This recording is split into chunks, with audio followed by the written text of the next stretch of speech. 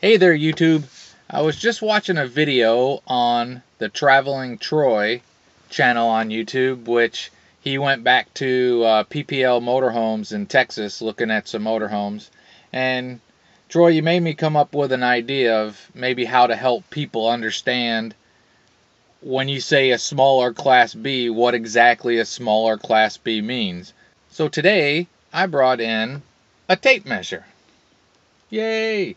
And we're going to actually take some measurements so people can get an idea of when you say a smaller Class B, what that actually means. Come on, we'll check it out. So we're inside YouTube. I'm standing up, and like I said, I'm right about 5'10". So if that gives you a perspective.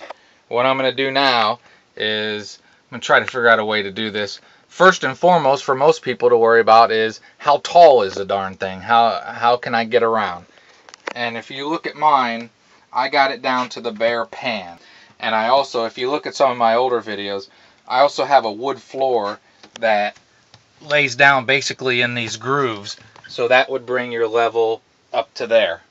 So first, we're going to do a measurement of the basic, how tall it is from the pan. So if you can see, I've put the tape measure in at the very ceiling, right? Tucked it under where the fan is. And we follow it down. And where we're at is, I don't know if you can read that. That is saying 75 inches. So that's 6'3". You can move around in this front cap. So then you take about an inch off too for the shower curtain rod. So that hangs down about an inch. Now when you get to the back section of it, I've hooked the tape measure to the light. Following it down to just above the floor pan, and that's about 70.5 inches right there. So this section where it's raised up a little bit where you're not in the floor pan is about 5'10", and I just barely clear that. Okay, now I've hooked the tape measure to the bottom of the AC unit and followed that down, and to the bed it's 34 inches. So just a share under 3 feet to the top of my bed from that.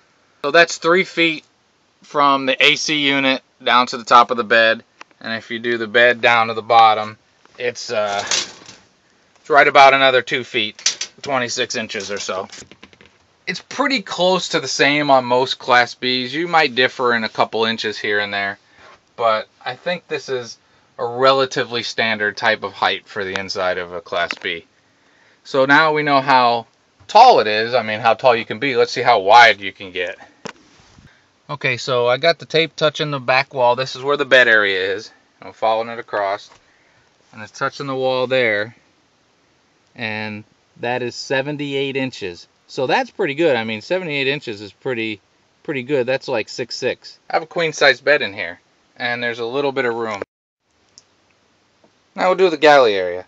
I got tape hooked into the edge of the where the kitchen is, the stove and the sink, and running tape across.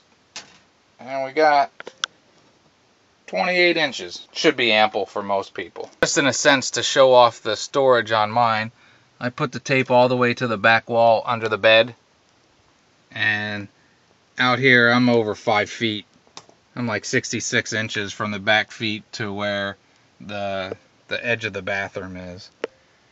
So, and again, there's a lot of storage under there, so storage is important, and that's a pretty good dimension. You can get some pretty large tubs under there.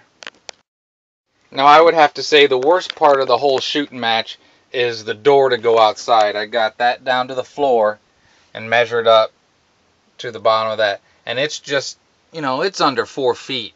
So you gotta bend down pretty good to get in and out of those. So that's something to keep in mind. If you get the bigger RVs, normally, I mean, you don't have to bend down at all, but a Class B, you have to bend down to get in and out. Let's talk interior storage now. Here's the restroom. Got the tape on that. Corner to corner is just over 2 feet, 25 inches. Let's do some other cabinets. Most of these will have a big wardrobe like this one does, and That sucker is about 23 inches deep, and about from the bottom to the top, about 45 inches tall. And the width inside there to the actual wall around the lip is about 20 inches. Also have storage under the sink. Again, they're going to vary a little bit, but this one is about 17 inches deep. A couple shelves, and about to the bottom is about 26 inches. So lots of cabinet space. The inside of most are going to have a lot of cabinets. You know, they're going to do the best they can to get as much cabinetry and storage in here. And when it's all said and done, each side has over 5 feet of storage. Again, they're all going to vary. This one here, this is about 16 inches deep, or about 15 inches deep. And you need to consider inside storage. It's important. Outside storage on this one was one of the main selling points for me.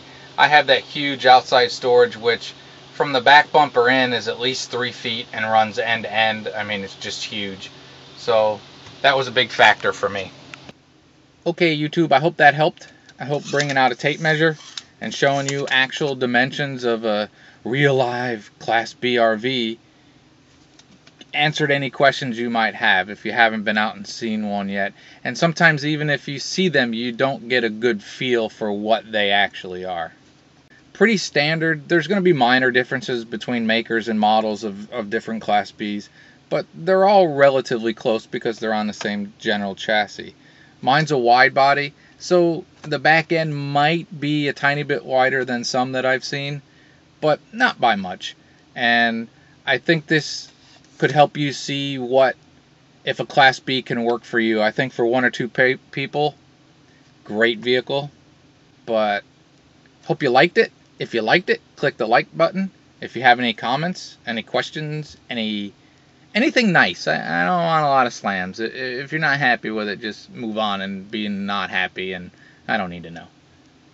I'm sure that there are many wrong things that I do in these videos, but you know, when I see that in others, I just move on.